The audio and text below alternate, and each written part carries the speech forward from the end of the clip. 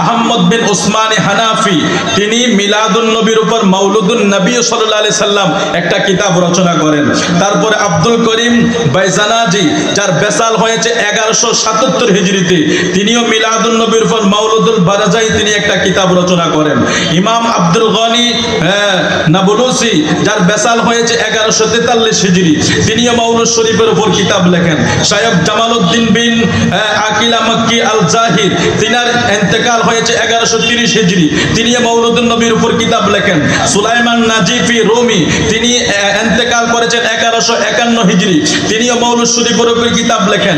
ইউসুফ জাদা রুমি, তিনার সময়কাল 1085 থেকে 1067 হিজরি, তিনিও মাউলুদ শরীফের উপর কিতাব লেখেন। হাসান বিন আলী মাদবানি, তিনিও 1170 হিজরি যার ইন্তেকাল, তিনি মাউলুদ শরীফের উপর কিতাব লেখেন। মহিউদ্দিন আব্দুল কাদের উদ্রসি, তিনিও মাউলুদ শরীফের উপর কিতাব লেখেন, যার সময়কাল 987 থেকে 1038 হিজরি।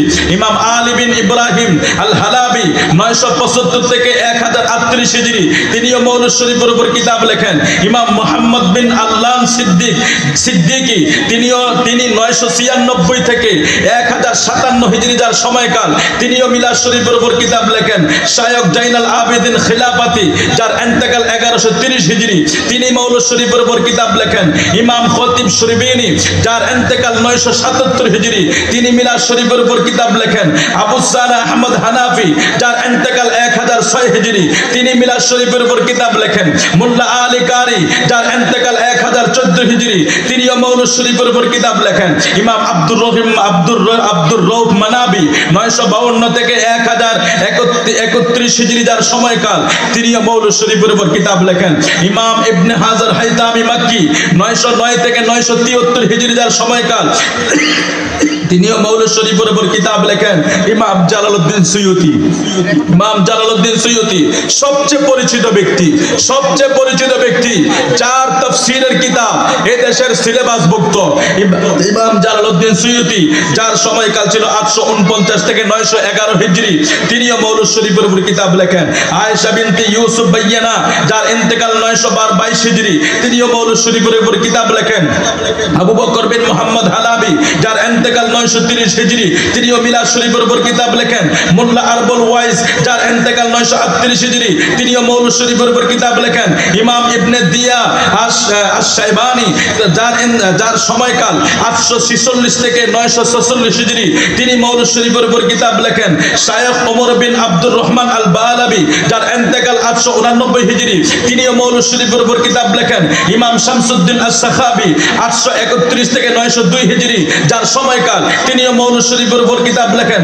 শায়খ মুহাম্মদ বিন ফখরুদ্দিন, যার ইন্তেকাল 867 হিজরি, তিনিও মাউলুদ শরীফের উপর কিতাব লেখেন। ইমাম আব্দুল্লাহ হুসাইনি সিরাজি, যার ইন্তেকাল 884 হিজরি, তিনিও মিলাদ শরীফের উপর কিতাব লেখেন।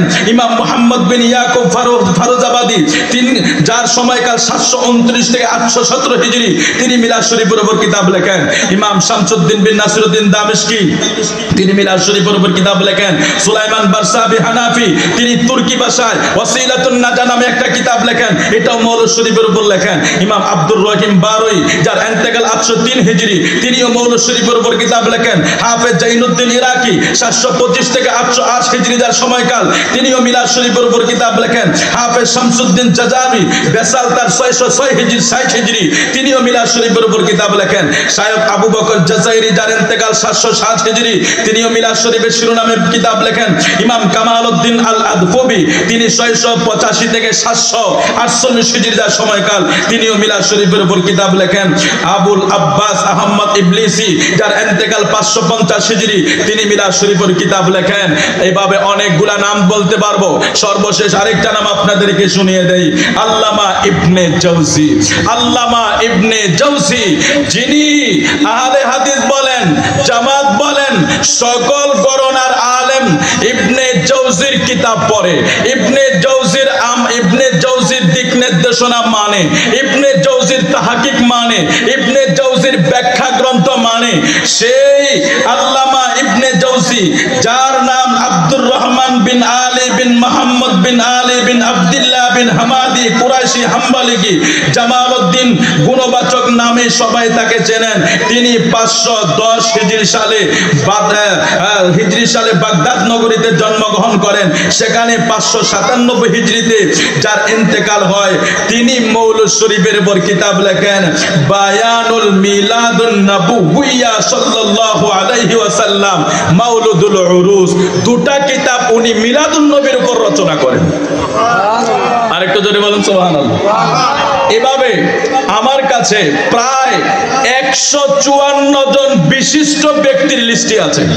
নবী রাসূলদের মাধ্যমে, সাহাবায়ে কেরামের মাধ্যমে, ইমামদের মাধ্যমে, তরিকতের ইমাম বলেন, মাযহাবের ইমাম বলেন, যুগ যুগ ধরে সবাই যত কিতাব লিখেছে, আপনারা যদি ইতিহাস দেখেন এবং 500, 700, 800 বছর বয়সের কিতাবগুলি আপনারা যদি দেখেন, ইমাম ইবনে জাওজি হতে শুরু করে, ইমাম ইবনে কাসির হতে শুরু করে, ইমাম জালালউদ্দিন সুয়ুতি সহ এইভাবে যত বুজুর্গানে দ্বীন ব্যক্তিত্ব সম্পন্ন যারা ইমাম ছিলেন, যারা ইলমের অধিকারী ছিলেন, তারা জীবনে যত কিতাব রচনা করেছেন, সব কিতাব রচনা করার পরে তারা মনে করেছেন যে আমরা যত কিতাব লিখি, আমরা যদি আমার নবীর শানের উপরে একটা কিতাব না লিখি, সেটা আমাদের পূর্ণতা আসবে না। সমস্ত ইমামগণ যত কিতাব লিখেছেন তার পাশাপাশি মিলাদুন নবীর উপর একটা কিতাব লিখে দিয়ে গিয়েছে। সুবহানাল্লাহ বলেন, আর একটু জোরে বলি সুবহানাল্লাহ। এটা একটা মেসেজ আপনারা নিয়ে নিতে পারেন। আজকে বাংলাদেশ একটা ছোট্ট দেশ, 18-19 কোটি মানুষের এই দেশ। মানুষের সংখ্যা বেশি হতে পারে কিন্তু দেশের আয়তন একেবারে ছোট। এই দেশের মানুষ যদি মিলাদুন নবী, গোটা দেশের মানুষ মিলে আমার নবীর মিলাদ না পালন করে, নবীর আজমতে কোনো ক্ষতি হবে, নবীর তাজিমের কোনো ক্ষতি হবে।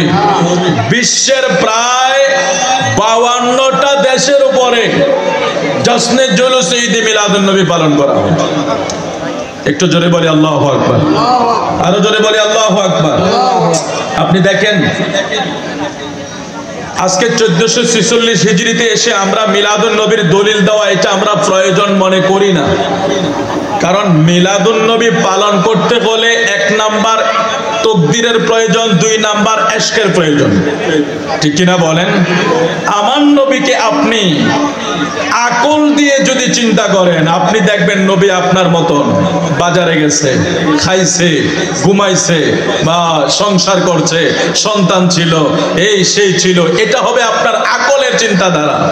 কিন্তু আকলের ক্লাস থেকে যখন ইশকের ক্লাসে আপনি যাবেন, তখন দেখবেন নবী তো আপনার সূরতে দেখা যায় আমাদের মতো, কিন্তু হাকিকতে নবী কে, আমার নবী কে, নবীর কি শান, নবীর কি আজমত, এটা আল্লাহ এবং আল্লাহ রাসূল ছাড়া আর কেউই জানে না। আর জোরে বলুন না সুবহানাল্লাহ। তো সেই নবীজির শান ও আজমত আপনি আমি কিভাবে কমাবো? কোনো সুযোগ নাই। আজকে 1446 হিজরিতে এসে আমরা মিডিয়ার মাধ্যমে জানতে পারি 52টা দেশের উপরে জশ্নে জুলুস ঈদ মিলাদুন নবী পালন করা হয়, বাংলাদেশ সহ। এখন তার আগে কি হয়েছিল? তার আগে কি হয়েছিল? যত ইমামগণ চলে গেলেন, এক একজন ইমাম এই পবিত্র মিলাদুন নবীর উপর তারা কিতাব লিখে গেলেন, মিলাদুন নবীর উপর তারা কিতাব রচনা করে গেলেন। আমরা যদি এই 1200 বছর 1300 বছরের ইতিহাসগুলি আমরা যদি দেখি, যে এক একজন ইমাম যারা জবরদস্ত ওলি ছিলেন এবং আলেম ছিলেন, এবং তারা যথেষ্ট নবী প্রেম নিয়ে তারা কিতাব লিখেছেন।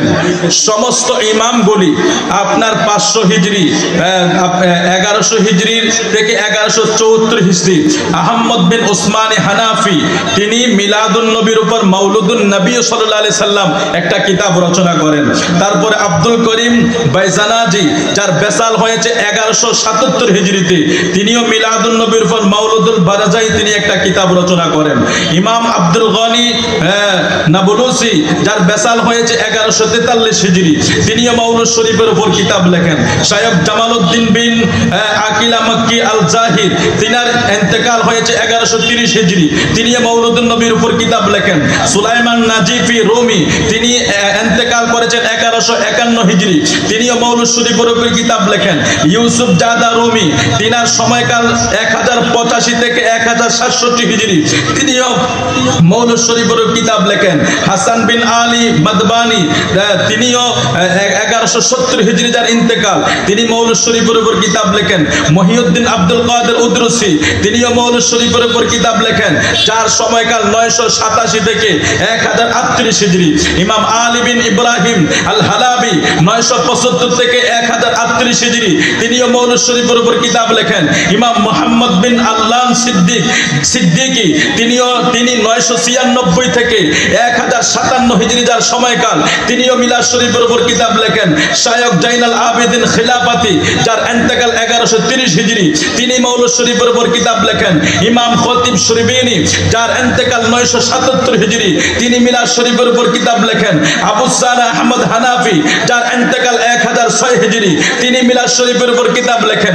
মোল্লা আলী কারি, যার ইন্তেকাল 1014 হিজরি, তিনিও মাউলুদ শরীফের উপর কিতাব লেখেন। ইমাম আব্দুর রউফ মানাবি 952 থেকে 1031 হিজরি যার সময়কাল, তিনিও মাউলুদ শরীফের উপর কিতাব লেখেন। ইমাম ইবনে হাজার হাইতামি মাক্কি 909 থেকে 973 হিজরি যার সময়কাল, তিনিও মাউলুদ শরীফের উপর কিতাব লেখেন। ইমাম জালালউদ্দিন সুয়ুতি, সবচেয়ে পরিচিত ব্যক্তি, যার তাফসীরের কিতাব এই দেশের সিলেবাসভুক্ত।